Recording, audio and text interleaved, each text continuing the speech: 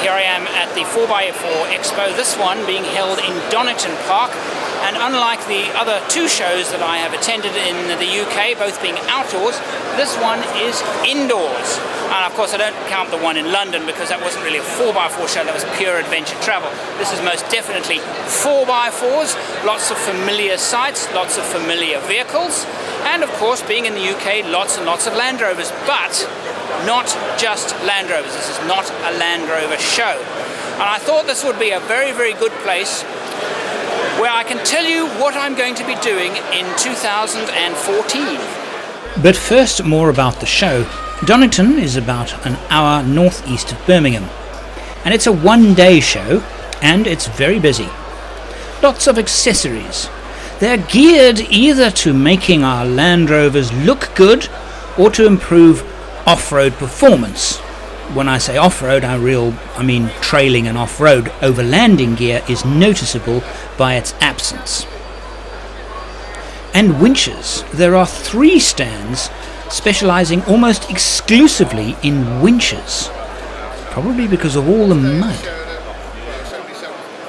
And the other common type of stand is places to go, what they call tag-along. There are several stands, the most common destinations being North Africa, Morocco, Spain, Portugal and Scotland.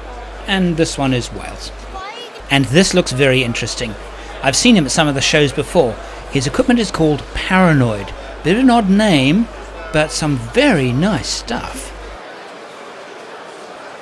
And it's always nice to see my own products on the shows here. What I love the most about coming to events like this is finding new and interesting products. And well, the show is quite small, but I must say, I've enjoyed my 3 hours I've spent here. I've seen some interesting stuff. Some very interesting water heaters and stoves, miniature stoves.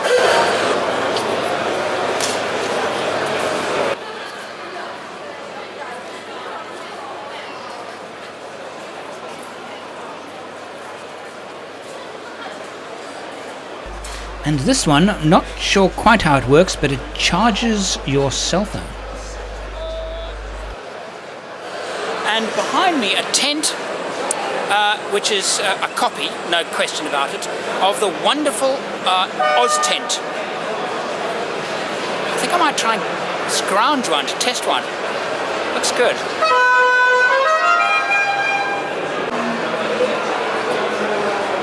I think I'm beginning to understand the UK psyche when it comes to outdoor shows.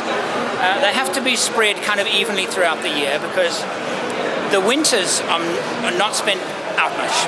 The weather's not great, so they spend a lot of time in their workshop garages working on their vehicles. So this is the perfect place to come and find the gizmo, the nut, the bolt, the new gearbox, the new flange, a new batch of bushers, or switchgear for the dashboard for your vehicle, and you spend your indoor time fixing up your vehicle, preparing it for spring and summer, which of course is upon us now. Within a month to 2 months, the weather will likely improve and people will get out.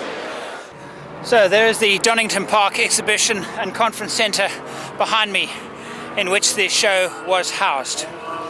2014. Well, here are my plans.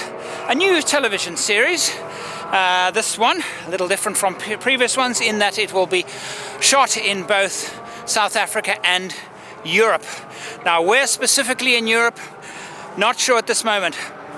There will definitely be a major episode or 2 on wild camping in Scotland. I've called the project Scotland for the Brave. That'll be the name of the DVD anyway. And the idea is to go and find out about wild camping in the UK. It's not legal in Britain, in England, but it is legal in Scotland. And I'm going to have somebody taking me to some wild and beautiful spots in Scotland. Wales is also on the cards. Met somebody actually today at the show who has promised to take me to some fantastic places in Wales. We have something happening in southern Namibia, where I'll be driving a Chevy Trailblazer. I first drove the Trailblazer in 2005 in Utah, in America. I'm planning, I'm not going to say too much more than that in terms of what I'm planning and the TV series, but those are definites. There are other quite interesting things on the cards, but of course I have to get the backing from all the players involved before I can be sure of that. I've been asked many times, what are your plans in terms of a vehicle? I was looking at a Geländewagen. There was a beautiful one going, can't remember the year and model, but it was perfect. It wasn't, the mileage was 25,000, but anyway, it was sold, so I didn't manage to get that. My green Land Cruiser is still sitting in Pretoria at the moment. It's at the TJM Africa store in Menlyn.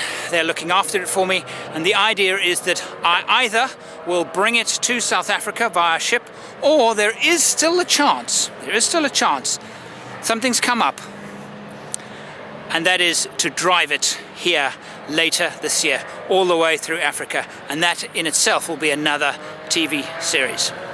So 2014, pretty exciting year for me.